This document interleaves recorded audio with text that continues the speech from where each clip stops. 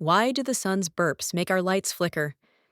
Imagine the sun as a giant ball that sometimes burps out big gusts of wind. These are called solar storms.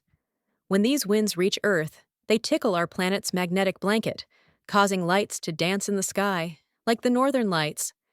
But sometimes they play tricks on our gadgets, making lights flicker or phones act funny.